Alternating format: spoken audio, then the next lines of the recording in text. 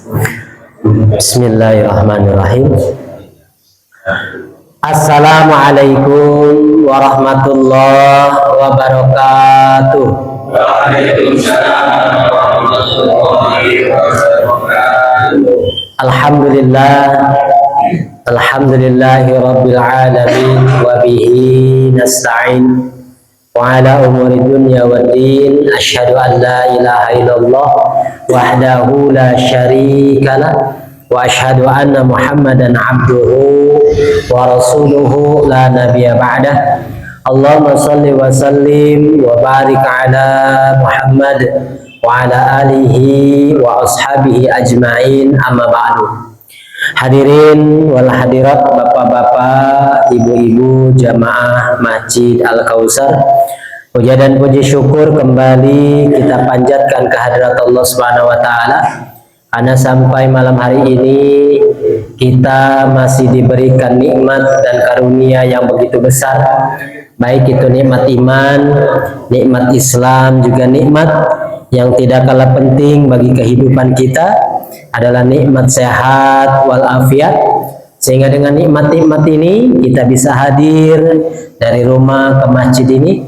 Pertama dalam rangka sholat maghrib berjamaah, dan insya Allah pada sholat maghrib ini kita lanjutkan kembali dengan salah satu kewajiban kita sebagai seorang muslim muslimah, yakni thalabul ilmi. Bapak Ibu yang dimuliakan oleh Allah Subhanahu wa taala, kajian kita dilanjut kembali masih di surat surat Al-Baqarah. Kayaknya terlalu jauh ya, Pak. Surat Al-Baqarah ayat 118.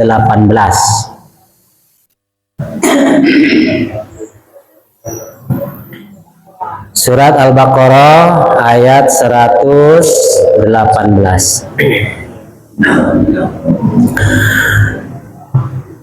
A'udzu billahi minasy syaithanir rajim. Bismillahirrahmanirrahim. وقال الذين لا يعلمون لولا يكلمنا الله أو تأتينا آية كذلك قال الذين من قبلهم مثل قولهم تشابهت قلوبهم قد بينا الآيات لقوم يوقنون إنا أرسلناك بالحق بشيرا ونذيرا ولا تسأل عن أصحاب الجحيم ولن ترضى عنك اليهود ولا النصارى حتى تتبع ملتهم قل إن هدى الله هو الهدى ولئن اتبعت أهواءهم بعد الذي جاءك من العلم ما لك من الله من ولي ولا نصير. Sadaqallahul azim. Baik Bapak Ibu, malam ini kita bertadarus 3 ayat. Pada pertemuan yang lalu kita sudah membahas tentang bantahan terhadap orang-orang musyrik, orang-orang yang menuduh Allah yang tidak layak tentunya, di mana mereka menuduh Allah Subhanahu wa taala punya anak. Padahal Allah tidak beranak dan tidak diperankan. Kalau Allah punya anak, berarti Allah itu lemah karena membutuhkan penerus. Karena anak itu pada dasarnya adalah penerus hidup. Manusia kenapa setelah siap untuk menikah, maka diperintahkan untuk bersegera menikah? Karena di dalamnya hikmahnya salah satunya adalah apa? Memiliki keturunan. Nah, keturunan ini adalah nanti menjadi pengganti orang-orang tua. Anak jadi pengganti orang tua. Maka kemarin disebutkan anak itu ya sama seperti khalifah, pengganti ya. Karena kalau orang tuanya tidak ada, digantikanlah oleh anak-anaknya. Nah, kalau Allah punya anak, berarti Allah membutuhkan pengganti. Nah, ini tidak layak. Maka kata Allah Subhanahu, Maha suci Allah dari apa yang mereka katakan. Kemudian Allah juga menjelaskan kepada kita bahwa Allah adalah Maha Pencipta. Badi'us samawati wal ardh. Allah yang menciptakan langit dan bumi. Kalau menciptakan ini maksudnya apa? Mengadakan sesuatu tanpa ada contoh sebelumnya. Itu namanya mencipta ya. Tapi kalau membuat sesuatu yang ada contohnya, itu bukan menciptakan. Tapi apa? Ya, ngikutin, nyontek gitu. Nah, manusia ini kebanyakan menciptakan bahasanya, padahal bukan ya. Kita ini membuat sesuatu karena kita melihat sesuatu. Orang bikin robot, pasti bentuknya itu kan mengikuti sesuatu yang dilihat. Ada bentuknya hewan, bentuknya manusia. Makanya Allah sampaikan bahwa Allah lah yang menciptakan langit dan bumi. Jadi kalau ada orang yang mengaku Tuhan, maka adakah dia mengklaim bahwa dirinya membuat langit dan bumi itu? Kalau tidak ada, ya maka tidak layaklah orang itu mengaku Tuhan, dan tidak layak pula kita ini menjadikan Allah punya anak atau punya keluarga. Kemarin kalau buat bercandaan, Pak, kalau Allah punya anak, terus anaknya mau menikah kemarin kan, nanti nyari besan tuh, nanti ngebesannya gimana tuh Allah ya. Makanya aneh kalau orang itu menganggap bahwa Tuhan itu punya anak. Nah, pada pertemuan kali ini Allah Subhanahu wa taala menyampaikan apa yang dikatakan oleh orang-orang yang tidak mengetahui.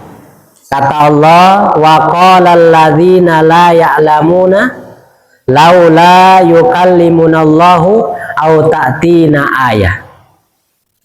Dan orang-orang yang tidak mengetahui berkata, kata Allah, mengapa Allah tidak langsung berbicara dengan kami atau datangkan tanda-tanda kekuasaannya kepada kami. Bapak Ibu, ayat ini diturunkan berkaitan dengan orang yang bernama Rafi bin Harmalah ya. Rafi ini adalah salah seorang tokoh Yahudi. Dia datang kepada Nabi Shallallahu Alaihi Wasallam, kemudian ia mengatakan, wahai Muhammad, jika engkau memang benar seorang Nabi dan Rasul, kenapa Allah itu tidak langsung menyampaikan, berkata kepada kami, atau langsung memberikan ayat-ayatnya kepada kami? Maksudnya langsung ngomong apa? Menyampaikan bahwa Nabi Muhammad itu seorang Rasul. Jadi gini Pak, kalau Nabi mengatakan saya ini adalah utusan Allah, kenapa bukan Allah saja yang langsung ngomong sama kami, kata Rabi. Dan ini pun dilakukan, dikatakan oleh orang-orang yang awam, yang tidak berilmu. Kalau memang Muhammad seorang Rasul, ngapain capek-capek harus mengatakan saya Rasul, saya Rasul? Kenapa enggak Allah aja langsung ngomong? Atau Allah sampaikan tanda-tanda kekuasaannya atau ayat-ayatnya kepada kami. Sehingga apa? Nggak capek-capek tuh Nabi nyampein ayat demi ayat. Sama Pak. Misalkan kita ngaji nih, ini kan ngaji paling banter juga 1-2 ayat dibahas ya. Daripada capek-capek, kata orang yang tidak ngerti ini, dulu bahkan orang Yahudi itu mengatakan, ngapain capek-capek, langsung aja Allah turun memberikan ayatnya kepada kami. Jadi nggak usah Nabi Muhammad gitu capek-capek. Nah, perkataan ini sebetulnya bukan perkataan ingin mengetahui kebenaran, Pak. Tapi ini apa? Ini ngejek sebetulnya. Ngejek, menyudutkan Nabi, dan mereka melakukan semua itu dalam rangka apa? Menyombongkan diri. Jadi bukannya dipahami apa yang disampaikan oleh Nabi, justru nyari-nyari begitu ngomongnya. Nah, capek-capek kamu nyampein ayat ini nih. Kalau memang benar Allah saja suruh ngomong sama saya langsung. Selesai kan urusan gitu. Nah, itu sebetulnya bukan nyari yang benar, tapi nyari apa Pak? Ya cari masalah. Nah, seperti itu. Itu adalah salah satu tokoh Yahudi. Dan itu kemudian kadzalika qala alladziina min qablihim misla qaulihim tasyabahat qulubuhum. Dan apa yang disampaikan oleh Rapi, salah satunya orang Yahudi ini, tokoh Yahudi ini, kepada Nabi Shallallahu Alaihi Wasallam, kenapa bukan Allah saja yang langsung kepada kami ngomong atau memberikan ayat kepada kami? Nah, ini perkataan seperti itu kata Allah itu sudah dilakukan atau dikatakan oleh orang-orang sebelum mereka. Jadi dari dulu Bapak Ibu ya, yang namanya dakwah para nabi dan rasul itu ya susah.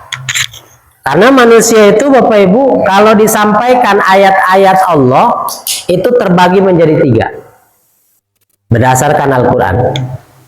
Kita kalau sholatkan doanya apa Pak? Ihdina siratal mustaqim. Minta ditunjukkan jalan yang benar, yang lurus sesuai syariat.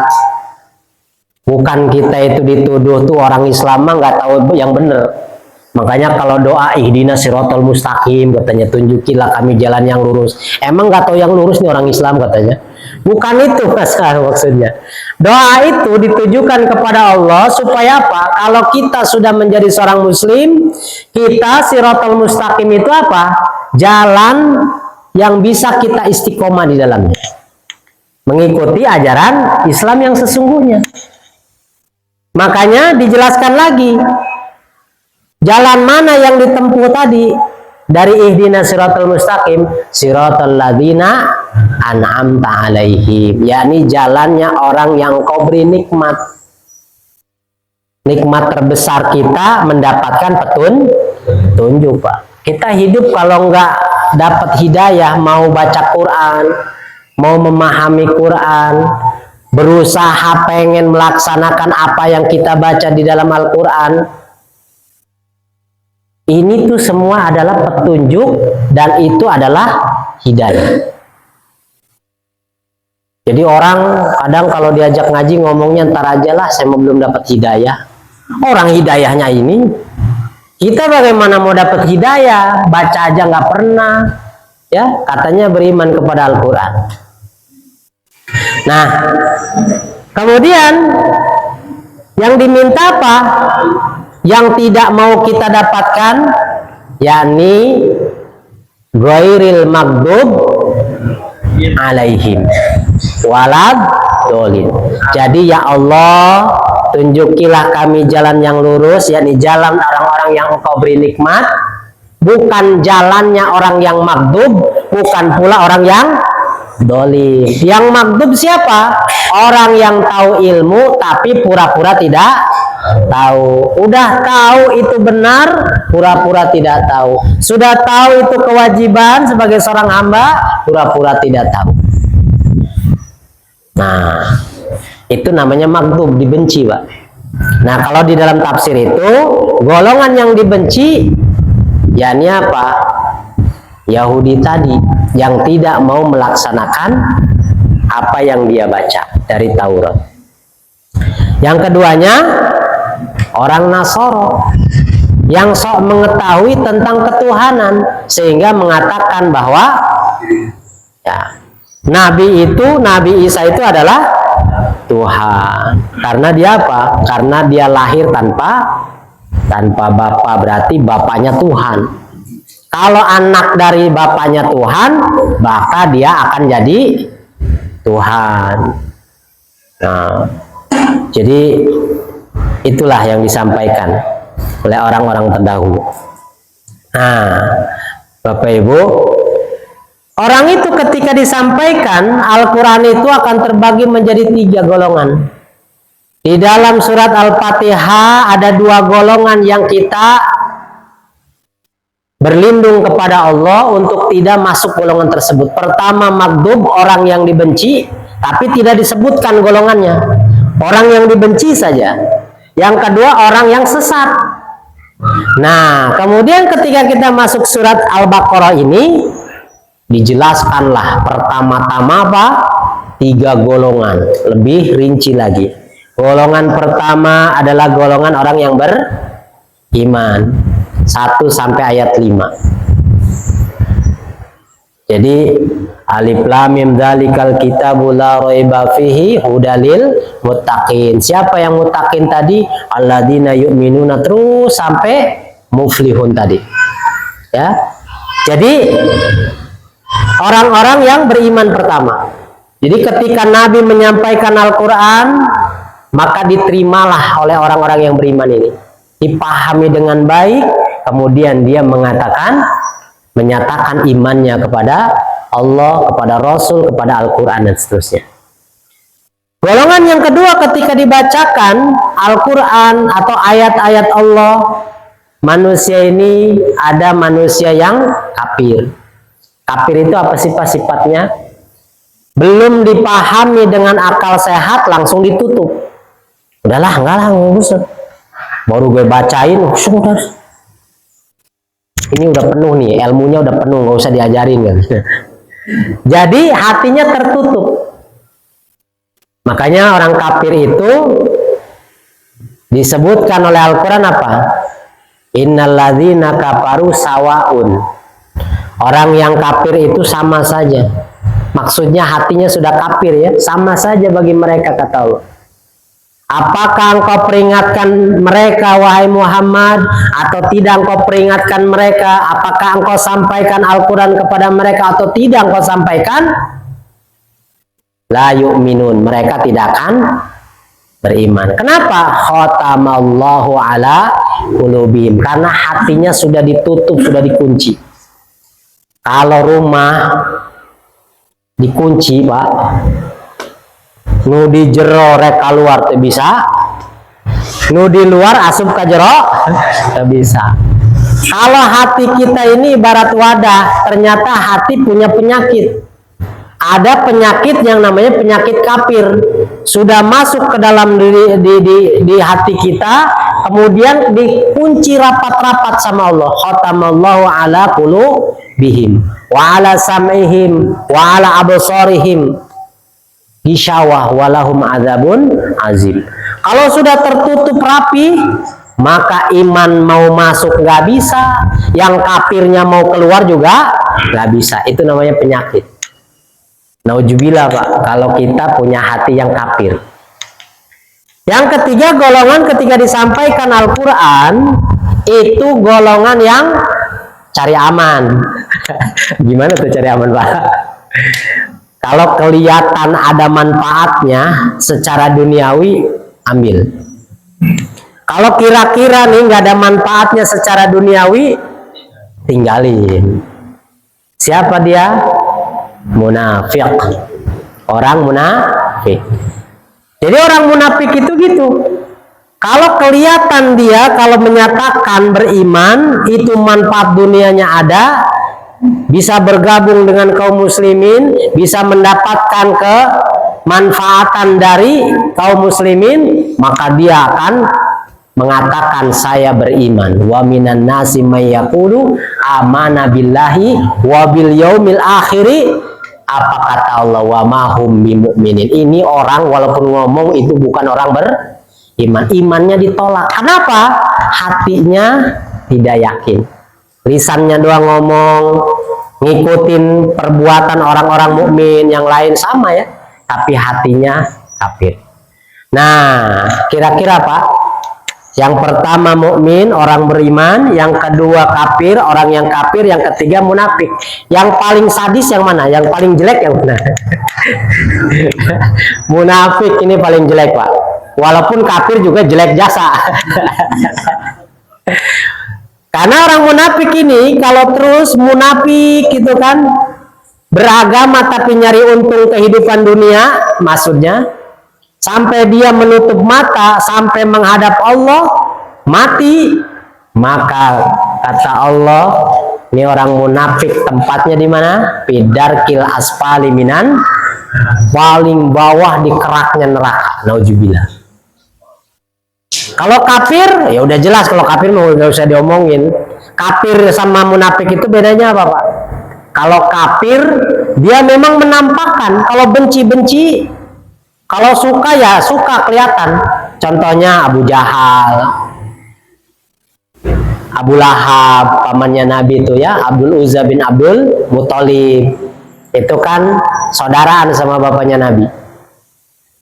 Bapaknya Abdul Muthalib kan? Abdullah bin Abdul Muthalib, Abdul Uzza bin Abdul Muthalib. Abdullah menurunkan Nabi, kemudian Abdul Uzza bin Abdul Muthalib itu pamannya Nabi.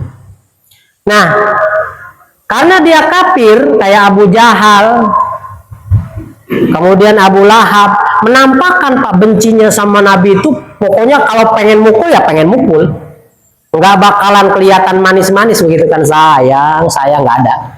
Pokoknya kalau benci ya benci. Sampai-sampai Abu Jahal mau mati saja ditawarin suruh masuk Islam, Pak. Hai Abu Jahal, masuklah ke dalam Islam, maka dosa-dosamu akan diampuni. Nyengir dia kan. Sampaikan sama Muhammad, hidupku jadi musuhnya Muhammad, mati pun aku jadi musuh. Istiqomah itu, Pak. Kafir.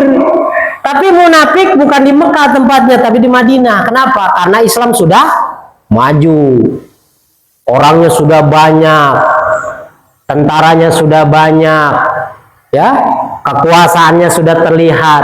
Maka disitulah munafik masuk.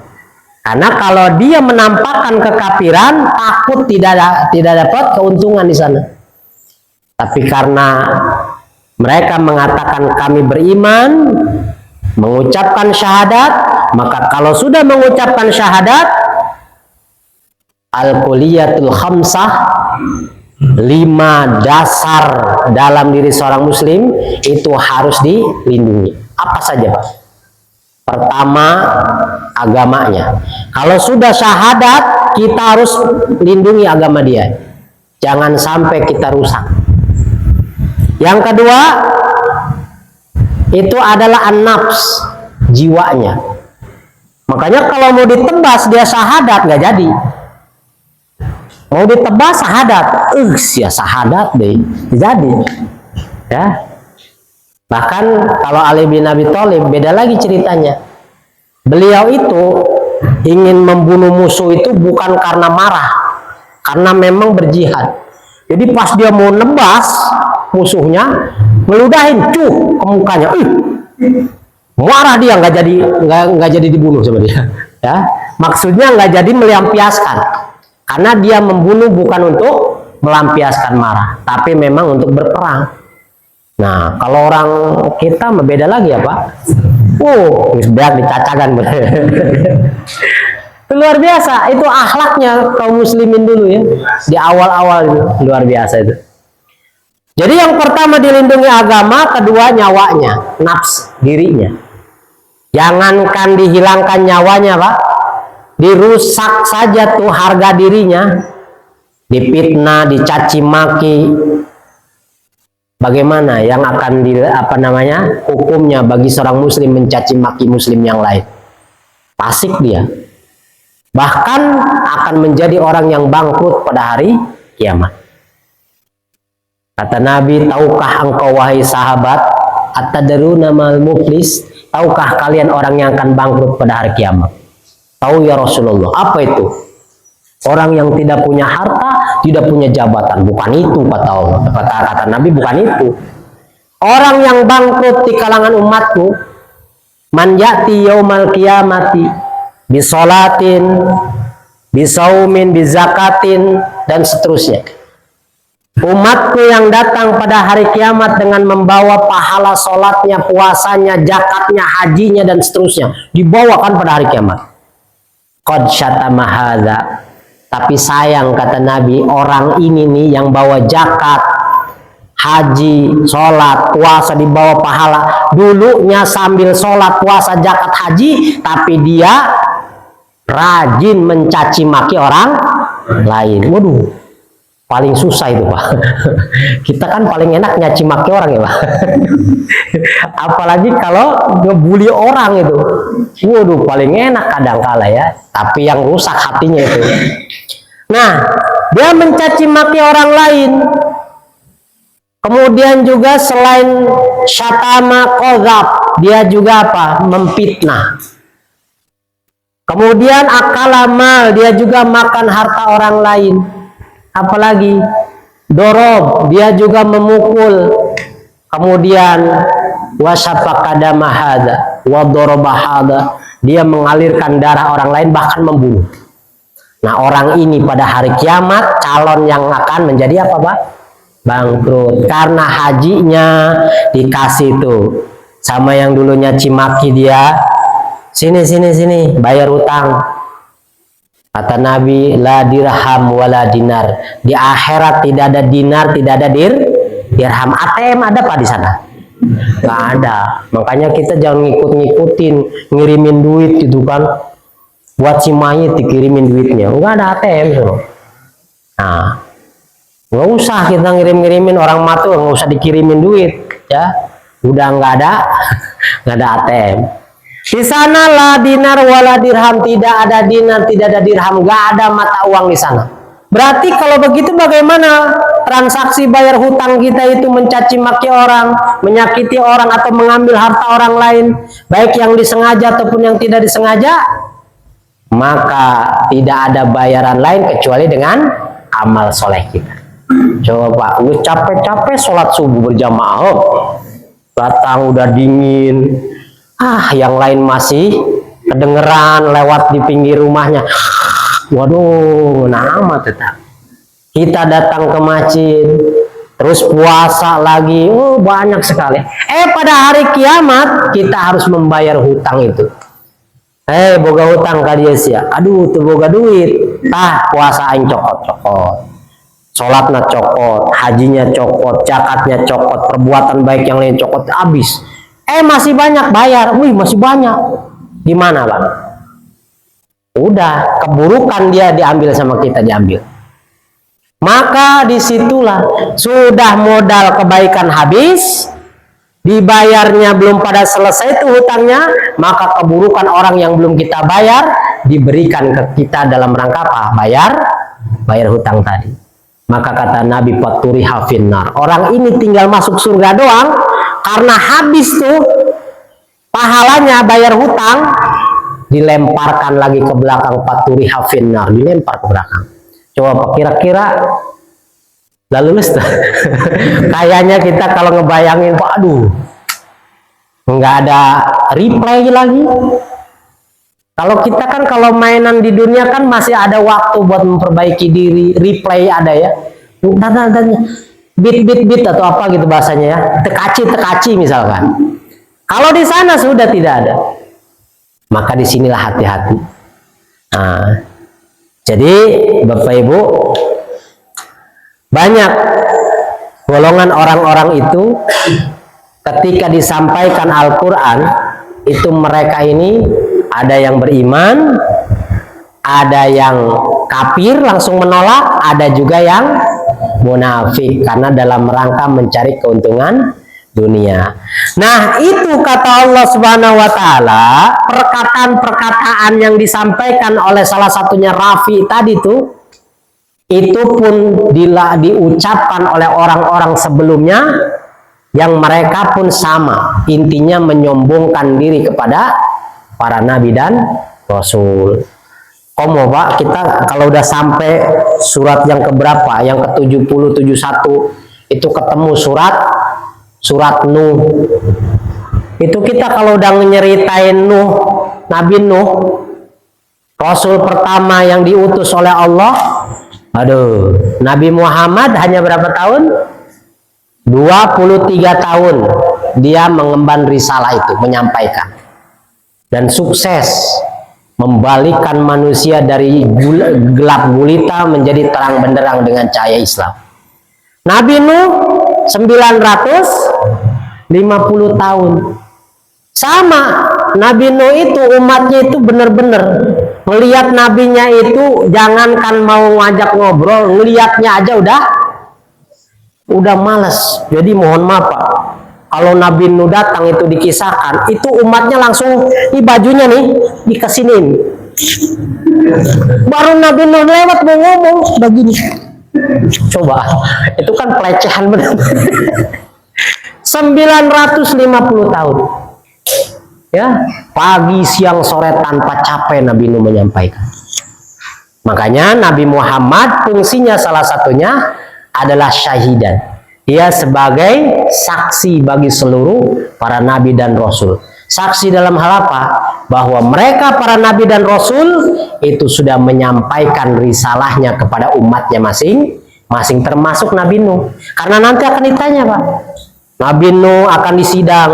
Wahai Nuh, seakan-akan apakah engkau sudah menyampaikan risalah? Sudah ya Allah. Ditanyakan lagi tuh umatnya, wahai umat Nabi Nuh, apakah engkau benar menerima risalah yang disampaikan oleh Nabi Nuh? Oh enggak ya Allah. Enggak. Kenapa? Emang enggak pada beriman mereka? Enggak katanya. Maka kalau di situ apa? Wahai Nuh, katanya kamu belum menyampaikan. Soalnya itu cuma bahasa ya. Maka disitulah aku punya saksi, wahai Allah. Apa itu? Siapa itu? Yaitu Nabi Muhammad. Dipanggillah Nabi, wahai Muhammad, apakah engkau benar menyaksikan bahwa Nabi itu sudah menyampaikan risalahnya itu? Kata Nabi Muhammad, sudah ya Allah. Dari mana engkau tahu? Bukankah engkau dengan Nabi Nuh jaraknya jauh kan? Tidak ketemu. Bukankah, kata Nabi, bukankah engkau telah menurunkan kepadaku suratmu? Disitulah kisahnya Nabi Nuh. Dari situ jelas bahwa Nabi Nuh 950 tahun menyampaikan risalah Allah. Jadi kalau kita nih Pak sekarang, kita kan tingkatannya bukan Nabi, bukan Rasul ya Pak. Ya minimal kita mau orang yang beriman lah, anak orang-orang soleh lah. Kita sama nih, kita punya mengemban tugas selama hidup apa? Menyampaikan risalah yang kita ketahui. Sampaikan ke masyarakat, sebelum masyarakat kepada istri, kepada anak, sampaikan. Biar kita pinter terhadap risalah, anak kita, istri kita juga pinter. Kalau kita soleh, istri dan anak kita, istri soleha, anak-anak kita soleh-soleha. Jadi kita nih Pak, jangan jalan sendiri, nanti yang di belakangnya ketinggalan. Biarinlah, kita jangan ngikutin urusan keluarga dari pertama tuh Pak. Kalau lagi pacaran kan katanya, kata anak sekarang, jatuh aja langsung dielus-elus. Kenapa sakit yang? Diurutin mana, kesandung mana, lu diurutin, ditiupin. Udah jadi istri, jatuh, kasandung kira-kira ditolongin nggak? Malah diingetin, bukannya ditolongin, diingetin. Makanya kalau jalan tuh pakai mata. Kitanya salah lagi ngomongnya jalan pakai mata, gimana tuh? Jalan itu pakai kaki. Tapi kadang tuh si suami tuh kalau istrinya jatuh ngomong jalan tuh pakai mata, makanya jangan segitunya tuh romantis ya Pak ya. Nah, jadi kita kembali Pak. Jadi yang namanya menyampaikan risalah itu tantangannya luar biasa. Bahkan Nabi SAW itu juga mendapatkan tantangan dari berbagai penjuru. Baik itu dari ahli kitab yang sudah paham tentang ayat-ayat Allah maupun orang-orang musyrik. Dan mereka sama intinya itu mencari-cari bagaimana Nabi Muhammad itu kebingungan. Dan mereka itu menanyakan ini dan itu bukan dalam rangka mencari kebenaran, tapi justru hanya untuk mengolok-olok dan mereka membanggakan diri dan menyombongkan diri. Ini yang dilakukan oleh manusia ketika menghadapi risalah tadi. Maka kata Allah, qad bayyannal ayati liqaumi yuqinun. Sesungguhnya kami telah menyampaikan, menjelaskan tentang ayat-ayat kami itu bagi siapa? Bagi kaum yang mau beriman. Jadi kita nih ngaji seperti ini Pak. Kalau kita ini ngaji bukan dari hati, nggak bakalan tersentuh ini Pak Al-Quran. Makanya ada tulisannya. Mana yang ada tulisannya? La yasumuhu illal mutahharun. Di Quran yang ngono. Ada tulisannya Pak. La yasumuhu illal mutahharun. Tidaklah tersentuh Al-Quran ini kecuali oleh orang mutahharun. Terjemah mutahharun banyak Pak. Ahli fikih ada yang mengatakan tidak tersentuh Al-Quran ini kecuali oleh orang mutahharun. Mutahharun diterjemahkan punya wudhu. Tidak boleh tersentuh Al-Quran ini kecuali oleh orang yang punya wudhu. Makanya kalau nggak punya wudhu, lepas tangan. Kenapa nggak megang? Takut nempel. Nggak boleh. Saking takutnya megang Al-Quran nggak punya wudhu. Ini Al-Quran jarang dibaca Pak. Karena kalau punya wudhu biasanya waktu-waktu mau sholat doang kan. Jarang kalau waktu-waktu biasa kita wudhu pengen baca Quran wudhu, itu jarang. La yasumuhu ilal mutahharun. Kalau dilihat asbabun nuzulnya apa? Itu bantahan orang kafir kepada Nabi. Hai Muhammad, apa yang kamu baca itu diturunkan oleh setan. Itu tuh ucapan setan. Maka turunlah ayat la yasumuhu ilal mutahharun. Tidaklah Al-Quran ini diturunkan kecuali oleh mutahharun. Siapa mutahharun? yakni malaikat Jibril yang disucikan. Jadi bukan iblis yang menurunkan Al-Quran. Itu bantahan bagi mereka yang menuduh bahwa Al-Quran itu perkataan setan. Nah makanya itu ada lagi pembahasan lagi. Oh la yasumuhu ilal mutahharun. Tidak tersentuh Al-Quran kecuali orang-orang yang suci. Suci apanya? Hatinya. Ini buat konteks amalan kita Pak. Kita kalau mau tersentuh hati kita membaca Al-Quran, bisa memahami Al-Quran dengan baik, dari hari ke hari, dari bulan ke bulan, dari tahun ke tahun, seumur hidup kita bertambah terus tuh pemahaman Al-Quran kita dengan baik, maka yang pertama diluruskan apa? Hatinya dibersihkan dulu Pak. Iya maya jelema, tapi ulah di lamun aya jelema nu anyar ulah diomong banyak. Tumben ngaji. Ulah aing rarieup ieu mah. Kunaon tuh? Pamajikan aing ngacaprak bae aing riet mendingan ngaji aing. Ngajinya karena berantem sama istri. Jadi kalau nggak berantem sama istri, nggak ngaji. Nah itu niatnya nggak bener Pak. La yasumuhu ilal mutahharun. Tidak akan tersentuh kita ini oleh Al-Quran kalau kita ini belum suci hatinya, belum bersih, belum melapangkan diri, belum siap menerima pelajaran Al-Quran. Tapi kalau sudah siap, mau hujan, mau angin, mau panas, mau ente rek loba duit, ente boga duit, rek rungsep, rek senang, datang aja, jalan aja. Kenapa? Karena memahami Al-Quran itu sudah menjadi satu kebutuhan seperti makan dan minum. Yang ketiga tadi, setelah agama, jiwa, apalagi tadi Pak, yang ketiganya akal. Nih, belajar Al-Quran ini dalam rangka menjaga akal kita. Keempatnya adalah keturunan, dan yang kelimanya adalah harta. Jadi kalau orang sudah bersyahadat, harus dijaga 5 ini, al-kuliyatul khamsah. Agama, jiwa, akal, keturunan, harta. Kaya eta cokot bela tenan naon? Jangan. Ya, apalagi dia seorang muslim. Eta aya kayu saha eta di pinggir imah. Kayu eta tetangga cokot bae sih. Ulah. Harta jelema eta ulah men cokot bae.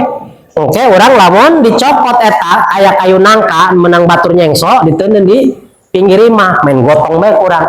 Lah, boga tetangga ieu teu naon. Ulah sangka eta engke di akhirat dibalikeun eta kayu eta. Masalahnya kayunya udah nggak ada, berarti apa? Bayar dengan amal soleh. Nah, itulah banyak pernak-pernik. Jadi golongan orang-orang yang menerima dakwah Islam itu ada 3 golongan. Pertama yang beriman, kedua kafir, yang ketiganya munafik. Dan Allah hanya akan telah menjelaskan ayat-ayatnya bagi orang-orang yang mau beriman atau yakin kepada apa yang diturunkan berupa Al-Quran ini. Jadi kita ini Pak ngaji, luruskan hatinya supaya apa? Kita apa yang dibaca ya yakin, yang dibaca oleh kita, dipahami oleh kita bermanfaat, bukan cuman pelarian kayak tadi ya, ngaji gara-gara berantem sama istri. Nah, itu nggak boleh. Bukan nggak boleh, sayang ya, nanti nggak masuk pelajarannya. Nanti besok nggak berantem sama istri, romantis sama istri, nggak ngaji dia. Nah, ada lagi orang kalau lagi pusing rajin ngaji, lagi banyak duit. Ada juga yang lagi banyak duit rajin, bagian pusing sama sekali ulang-ulang ngaji, sholat gente. Kewe, ayah Pak babaturan. Siapa sholat? Beriut lah. No, urusan riut yang sholatnya. Aing sholat ya aing asup lah riut mah. Aduh. Jadi sholatnya itu angin-anginan itu ya. Baik, kemudian ayat selanjutnya, inna arsalnaka bil haqqi basyiran wa nadhira wala tus'alu an ashabil jahim. Sesungguhnya kata Allah ya, kami mengutusmu wahai Muhammad dengan hak. Nah, dengan kebenaran agama ini, basyiran wa nadhira, yang fungsinya untuk apa? Pertama, kabar gembira, menyampaikan kabar gembira. Bagi siapa? Bagi orang-orang yang beriman, yang beramal soleh, sampaikan Muhammad. Makanya ayatnya ada tuh, wa basyiril ladzina amanu wa amilus solihati anna lahum jannatin tajri min tahtihal anhar. Sampaikan kabar gembira kepada orang yang beriman dan membuktikan keimanannya dengan amal soleh, bahwasanya bagi mereka jannat, yakni pakai tak terbuka, tak taknis, yang menunjukkan apa? Bahwa nanti kita ini beramal soleh Pak, nanti nilainya beda-beda. Nanti masuk surganya tingkatannya beda, tergantung kualitas kita beribadah. Makanya pastabiqul khairat terus. Ada lagi yang ngomong uspalah urang mah asana geus banter yeuh. Ibadah geus paling luhur, teu naon lah. Asal asup surga bae, surga nu paling handap ge teu naon, asal ulah nyakcelak kana neraka. Geus teu naon ka surga ge cenah, apa nu paling handap ge teu naon. Nu penting mah ka surga, ari ka neraka mah nyakcelak itu kuat. Nah, ya. Terus alhamdulillah Pak. Kita harus punya cita-cita Pak. Pengen masuk surga itu harus punya cita-cita, bukan hayalan. Kalau ngayal beda. Orang ngayal pengen kaya, gawe henteu ngayal be kaya. Ujung-ujungna naon mikir kan ngayal. Eta asana ATM gede eta. Digotong ATM kunyana. Hah? Aya nu batur motor digotong kunyana. Aish. Karena ngayal. Tapi kita ini punya cita-cita. Kalau cita-cita apa? Harus seperti azam. Fa'idza azamta fatawakal 'ala Allah. Kalau kamu punya azam, keinginan yang kuat, misalkan saya pengen masuk surga, maka harus diusahakan dengan sebaik-baiknya. Nah, jadi kita ini punya gambaran, Pak. Wah, kalau saya meninggal, saya punya cita-cita pengen masuk surga. Amalannya sudah, tinggal kita bertawakal kepada Allah. Nah, kebanyakan kita kan pengen masuk surga, sholat tentu, ngomong ngaji malah Al-Quran diajak ngaji kemana? Ngaji yuk, ngaji naon Al-Quran deh, ngaji si Al-Quran, ngaji mah kitab atau kitab teh buku ya, buku teh kitab gitu kan. Nah, Al-Quran ini yang pokok yang harus kita pelajari, karena ini adalah sumber hukum Islam yang pertama. Dengan kita memahami seperti ini, insya Allah Pak, kita akan mendapatkan nanti hadisnya dapat, fikihnya juga dapat, dan urusan-urusan kehidupan sehari-hari, akhlak bermuamalah kita juga dapat. Inilah pentingnya kita ya mempelajari Al-Quran, dan inilah yang disampaikan oleh Nabi Shallallahu Alaihi Wasallam ini dulu kepada manusia ya selama 23 tahun. Mudah-mudahan Bapak Ibu, nih waktunya sudah ngasih tanda habis. Insyaallah kita akan bahas lagi pada pertemuan yang akan datang. Berarti malam hari ini baru dapat 2 ayat. Insyaallah pada pertemuan yang akan datang kita akan bahas ayat selanjutnya. Baik Bapak Ibu, mari sama-sama kita tutup kajian ini dengan membaca doa kafaratul majlis. Subhanakallahumma wa bihamdika asyhadu an la ilaha illa anta astaghfiruka wa atubu ilaik. Wassalamualaikum warahmatullahi wabarakatuh.